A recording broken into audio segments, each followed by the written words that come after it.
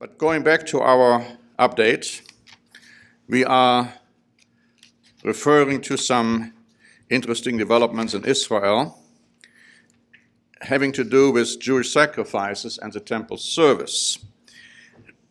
And this article points out that actually right now, as we speak, Passover sacrifices could be given by whoever on the Temple Mount, or even not even on the Temple Mount.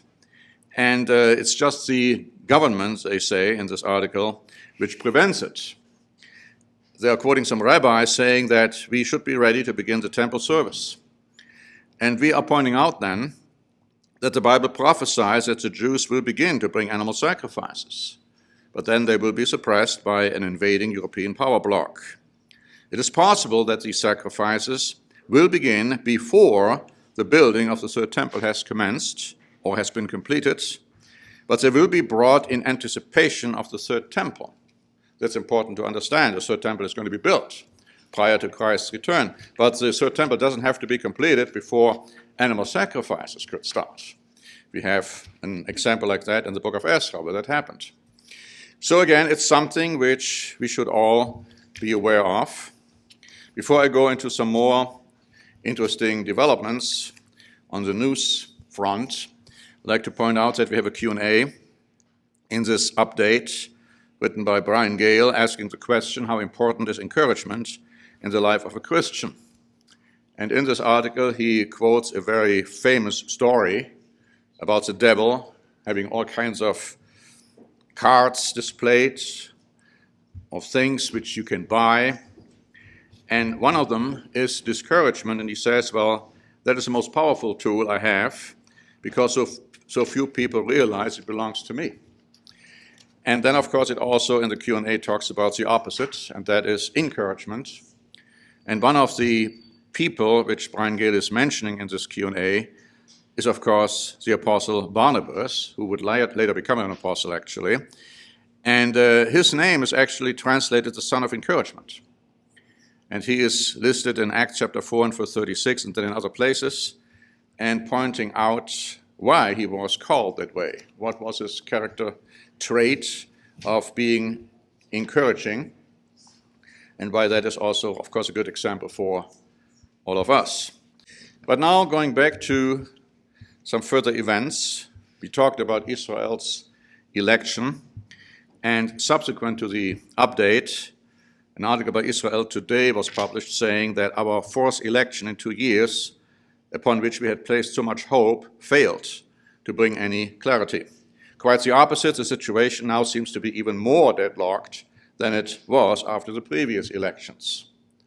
And it's so deadlocked that the political situation is almost like ironic. Times of Israel explained it this way. The Israeli electorate was asked to contemplate the mind-blowing possibility of Netanyahu seeking to govern with the parliamentary backing of both Arabs and anti-Arabs. He would have Ra'am on one flank and on the other the far-right religious Zionism party, or Zionism party. These two beyond implausible partners do have one thing in common, however, their anti-LGBT stance. So we were also looking at a coalition featuring two anti-LGBT parties and a senior minister who is gay, Netanyahu loyalist Amir Ohana. So if you want to figure this one out, what's going on in Israel doesn't look good at all, and they're saying it's possible there's going to be a new election coming, would be the fifth one pretty soon if they can't put a government together. Now, we did talk about an ongoing concern regarding the President of the United States, and we have some statements in our update. But subsequently to that, another incident occurred having to do with the press conference, which, if you have seen it, or which you have seen part of it, was another disaster. Now, there are speculations, and I've heard them made on television, to the effect that the 25th Amendment of the United States Constitution against Joe Biden might be invoked. Now, what is the 25th Amendment? It says that if the president becomes unable to do his job, the vice president becomes the president or the acting president. Unless the president resigns voluntarily, transfers his powers voluntarily to the vice president, or dies, the 25th Amendment allows the vice president, together with a majority of either the principal officers or the executive departments or of such other body as Congress may by law provide, to issue a written declaration that the president is unable to discharge his duties. Now, I don't want to say more than that, except that Democrats have now raised the issue already, not just Republicans. So we will see how this all will turn out and play out. In this conference, this press conference the other day, President Biden was asked whether he is going to rerun in 2024, and he said, oh yes, that's my intention, and President or Vice President Harris will be his running mate. So we'll see whether that happens. But it's an interesting situation because the former White House physician, with the rank of Rear Admiral, believes that President Biden's press conference performance on Thursday raises questions about his fitness for office. So that's another voice, and they are saying, and he is saying, that something will have to happen. So we will have to wait, and we will have to see. Also, another interesting development today, China and Iran signed a cooperation deal. Iran has been the largest trading partner of China for a long, long time. But this new deal is supposed to be a permanent one, and it says that China will invest some $400 billion in Iran, including for military cooperation and for economic measurements. Now, why that's important? There is going to be an attack of Asiatic hordes on the Promised Land right after Christ's return, as we read in the book of Ezekiel. And China and Iran and Russia and other Far Eastern nations are mentioned as being part of that military alliance. So are we seeing here already a development leading to that situation? Now, before I go into one more issue, which I will take a few moments to discuss, I also want to talk to a situation in, I mean, I'm laughing, it's no laughing matter, but I want to talk about a situation in Oregon. And it says in this article by the Western Journal that the Oregon Department of Education is promoting a course for teachers that links math lessons to racism and a culture of white supremacy.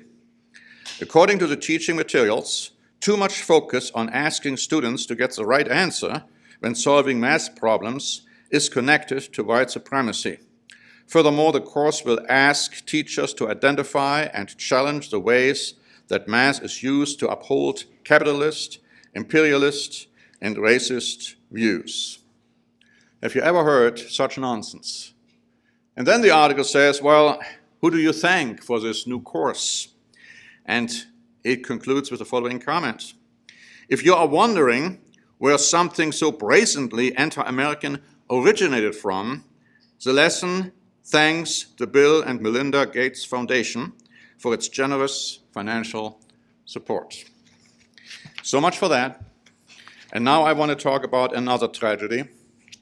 And it serves to show how fragile this world is, how fragile our economy, our worldwide economy is, and that literally overnight things can drastically change, as to an extent they already have.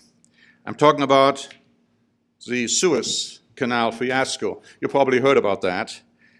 It refers to a huge ship, container ship, which is now blocking the Suez Canal. And I just want to read a few articles, what they are saying here. The global economic troubles, that's from the Washington Post, triggered by a giant container ship called the Ever Given, stuck in the Suez Canal, worsened on Saturday, that's today, with a blockage of more ships carrying billions of dollars of goods. A total of 276 vessels are stuck in a massive maritime traffic jam. It later says the unprecedented bottleneck at or near the canal would strain global or could strain global supply chains that are already stressed by the coronavirus pandemic. The Daily Beast added, the global shipping industry bleeds $400 million each hour. The massive ever-given container ship stays stuck in the sand of the Suez Canal.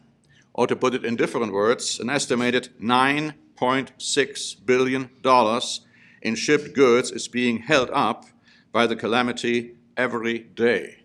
$9.6 billion every day. Greenwich Time added, the grounded container ship has come to symbolize the perils of a global economy that relies on goods traveling around the world in larger and larger vessels. In fact, I was looking for an article this morning which we had published in one of our previous updates. Couldn't find it, didn't have that much time to look for it, but that article already warned against this development. More and more goods are being transported through the oceans. And what happens when something happens to the oceans, as the Bible prophesied, is going to happen. So the article goes on to say, the Ever Given, one of the largest container ships ever built, has been stuck in the canal since Tuesday, creating an increasingly expensive traffic jam on both sides of the waterway. Some tankers have already opted to travel around the southern tip of Africa instead, adding weeks of their journeys with hundreds of thousands of dollars in additional fuel costs, through a region known for piracy. Pirates have long preyed on ships moving in the waters of the Horn of Africa, and the seas off oil-rich West Africa are now considered among the world's most dangerous for shipping. But the calamity doesn't end there. It goes on to say that moving the Ever Given will only create a new set of headaches. Many of those vessels will arrive in European ports at the same time, and they will find nowhere to dock because it's just too many ships. Europe can't handle that either. And most of the ships are actually designated for Europe. And so the incident shows one more time that how dependent the world is on the shipping industry and how quickly everything can collapse.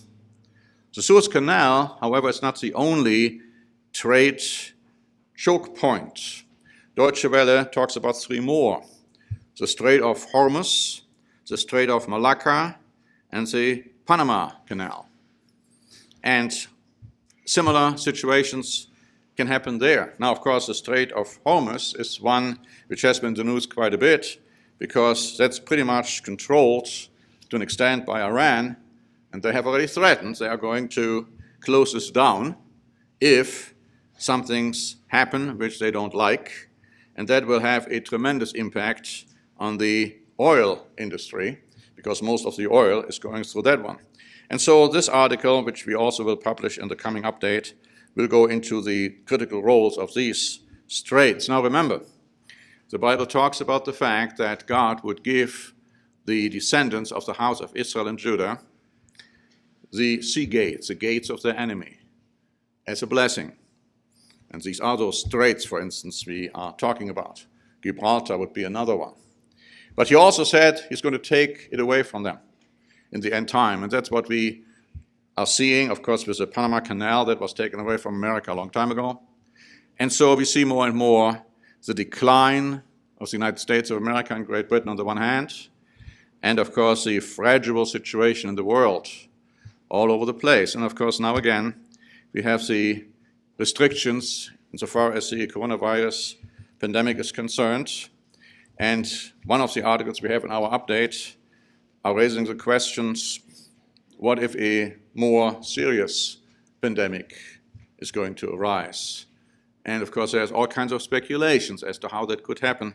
They are saying the present pandemic, the coronavirus pandemic, is mutating, the virus is mutating, and there are all kinds of ideas as to why that is. Some say it's because of the vaccines, others say it's in spite of the vaccines, whatever it may be.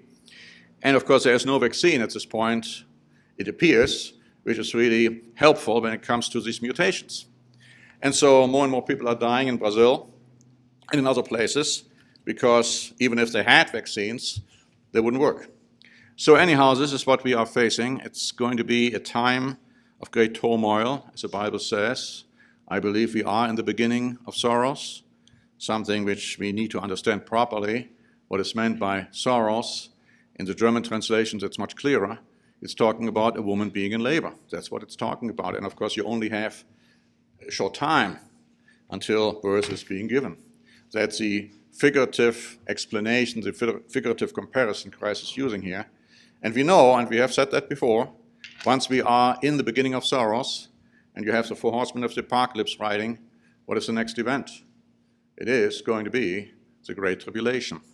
The time when Christ says it's such a terrible time that no human being would survive unless he would come down to shorten these days, and he's doing it for the elect's sake. And that brings me back to the comments by Mr. Mitchell in his editorial. It's because of the elect's sakes that this world will not completely, totally be destroyed. So in other words, you and I have a role to play in this.